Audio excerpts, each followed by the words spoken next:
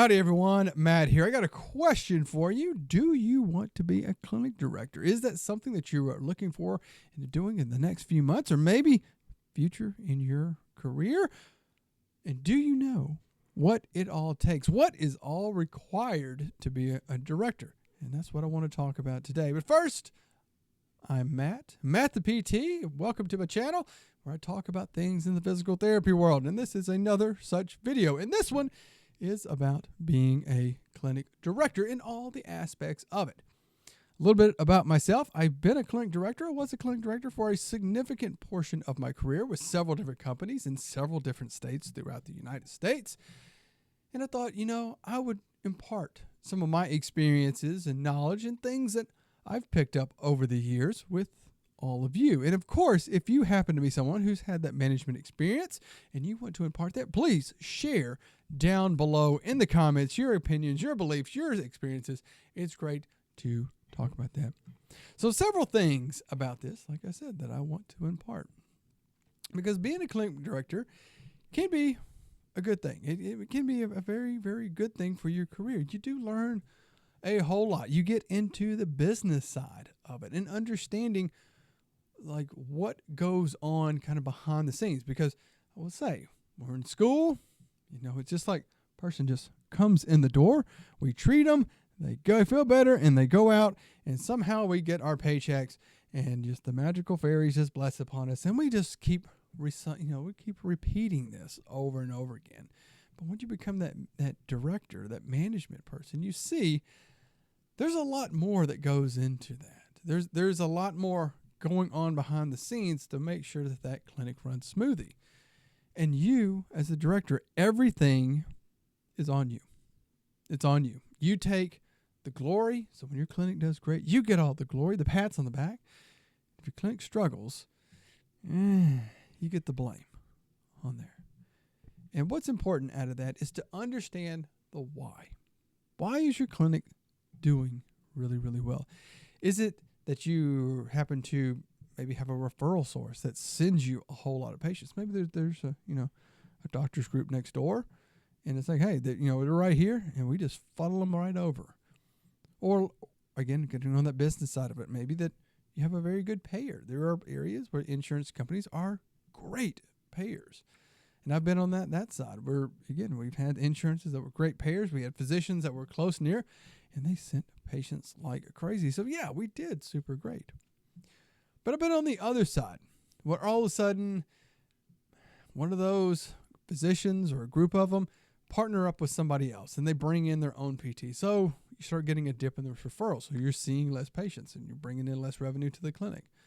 Or maybe you start taking an insurance that is not a very good payer.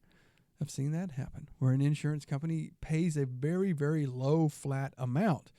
And it's hard when you're running a clinic to operate at a, even breaking even with seeing some of these insurances because it pays so low. Because not only do you have to pay the therapist sitting there, with them, part of that goes to pay for your lease on the building, your utilities, often, renting, you're often leasing or, leasing your EMR systems. And there's a lot of cost that goes into running a business such as that, a brick and mortar business. So it can be very, very hard. And it's important for you to understand the whys on both ends because you're going to get asked about it. And it's very good to understand the whys when you're doing good, because if something happens, you know how to fix it. You know how to fix it. If we're doing great because we got this referral group that sends us an insurance that pays very, very well. So we know. And if something happens to that, we can change it. And with that being said, if you have to make changes often happen slowly. That is a mistake, a kind of a faulty area I've seen with directors, that they think if we implement something, if we do something, it's going to be quick. We're going to market like this. We're going to start doing this, and things are going to turn around. We're going to get this. We're going to get this. You may get a little spike, but it drops. When you make changes, so say you go start marketing and talking to a new group, you're not going to get a flood of patients off the bat. And many times, you may not. Some you may. I hope you do. or ways of billing, or ways of treatment, or these things. They takes a bit of time, and I see people, they panic, they don't see an immediate result, and they abandon and try something else. I mean, liken that back over to treatment, and I many things in life I liken to what we do in physical therapy. I find that it applies to so many things. But think about that with a patient. If they come in and they are not fully 100% resolved day one, do they say, nope, abandon, I'm going to go to the next thing? No.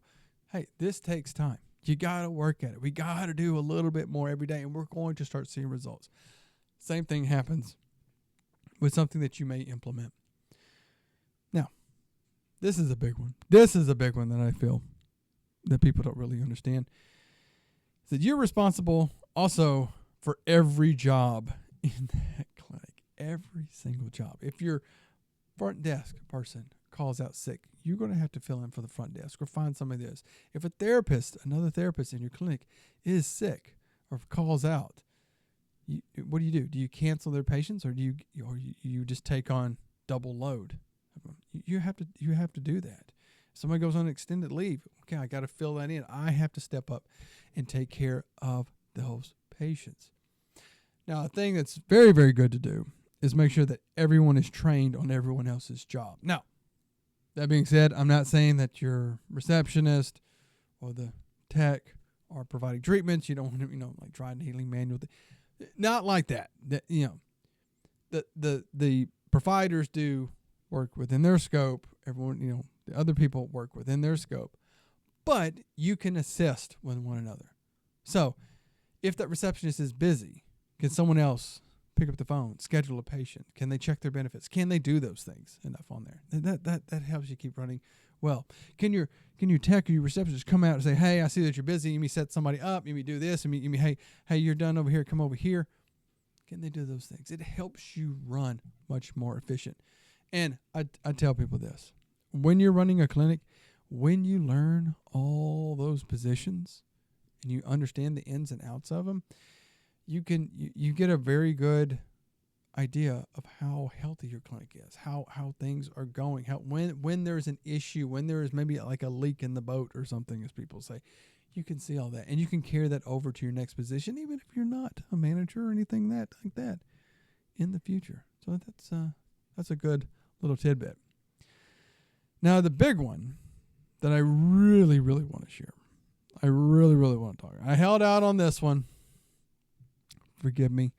But I find that this is the biggest thing that people kind of have the biggest issue with, and it causes a lot of burnout, disappointment, things along those lines, is that as when you step up to become that director, you have an idea of your duties, roles, responsibilities, and the company and your bosses have an idea of your roles and duties and responsibilities.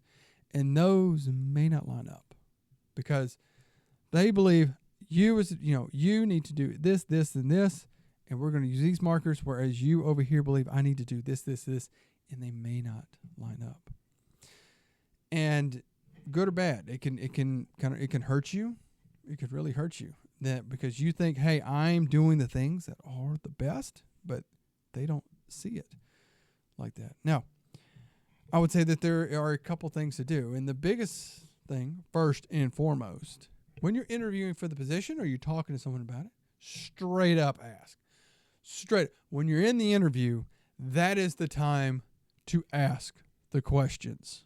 Okay, when they are sitting there in front of you, you're locked eyes with them. That's what the questions are. So, of course, ask about the salary. Ask about that. What's the salary range? Get that number from them. But when you start talking about that position, you can ask them, what are the responsibilities that you want me to do? What are the jobs? What are those duties within this position that you are wanting me to do? How are you going to measure me on them? And let them tell you, because I'll share some experiences from myself over that burned me a few times. I'll talk about the first position I ever took with metrics. Because clinics all have metrics. So they have things that they utilize to see how well that you are doing. And from one position, we had metrics that we often looked at that I understood of what we did. And then once I went over to this other company, we were interviewing, and we were talking about like what metrics are you wanting to do, or that you look at, and that you kind of gauge how well a clinic's doing. And they named off a few, and I said something about units per patient. So as you know, as a therapist, everything that we do is associated with a unit, and you typically want to bill so many units. And I remember asking, so what is the goal units? What are you looking at for in terms of units? And this person told me repeatedly, we don't use that as a metric. We don't use that as a metric. They even got mad one time when I slipped up and said it, and they got mad. Fast forward, taking the position and going to the first director's meeting. What do you think was one of the metrics that they were gauging everything off of? Units per patient. The exact thing that I had been talking about, and they held that against me. I remember that. They went, what, when we had a one-on-one going, oh, look, these units per patient is we have to get this up. And I'm like, whoa. You told me off the bat that was not a metric to look at. And they acted like they had never said it, even though, again, I'd said it.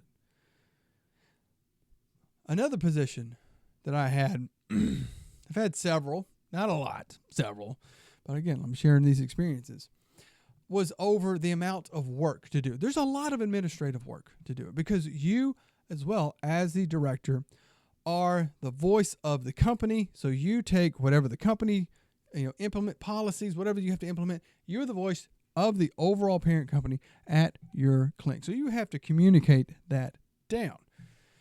And I was overwhelmed. So again, back up. So interviewing with this company, they talked about, oh, we got a great work-life balance. You do your work, what works best for you.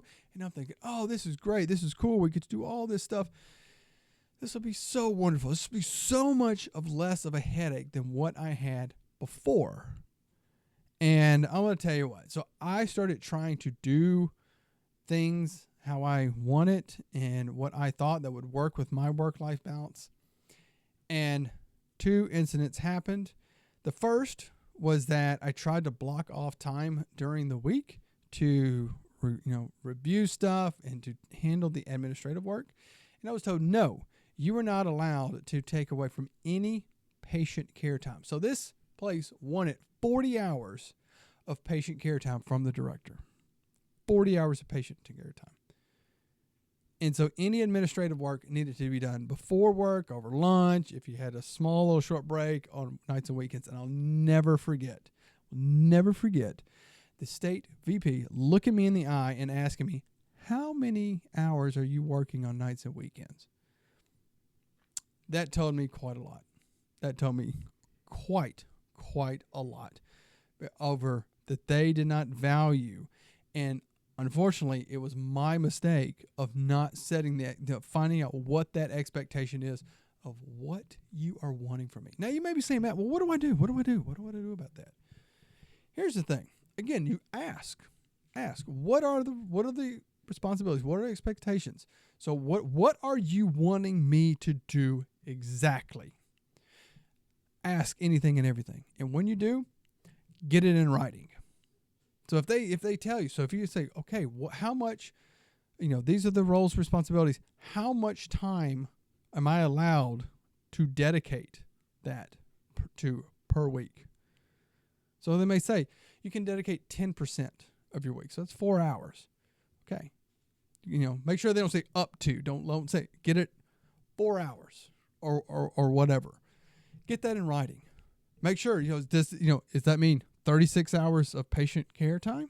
Because they may say, no, that's 4 hours you get that you have to fit in somewhere else in 40 hours of patient care time. So get that in writing. And I'm going to tell you what, the thing in writing helps a whole lot. I had that once happen with pay. I was told, oh, you're going to get this raise and they're going to give you this raise. Well, 2 months went by and this raise had appeared. I'm calling people and talking to people, and nobody can act like they can figure it out.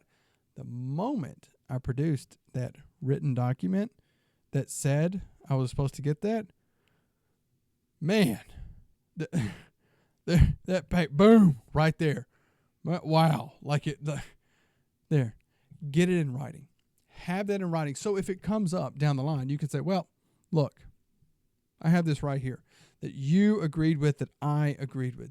Don't ever assume, and don't wait until after you sign the paperwork either to get that, because good chance they won't ever do it. Now, again, once you've getting into more of this, sorry for rambling too much, but I just want to share all of this. So a couple other things. Delegate. If you take the position, delegate. Delegate tasks to your staff. And in a big thing out of that, hire good people. Trust your people. I always felt that as a director. I hired the best people I could. I trusted them. I could delegate to them. And I knew that they were going to get it done. I trusted everyone I worked with. And I let them have that responsibility. I let them know my expectation. And they lived up to it. They all did great. The people I worked with, phenomenal. I miss them so much. But I know, delegate. Don't try to take it all yourself. We're those type of people, we want to help everybody and do everything. You don't have to. Delegate that stuff out. And lastly, I will quit rambling so much about this. Learn to say no. Learn to say no.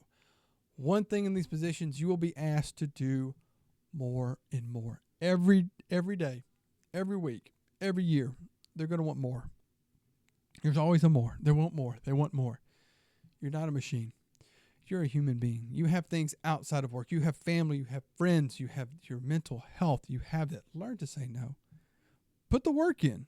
Do the work. When you're there, do the work. But if you feel like you cannot do it, don't be afraid to say no.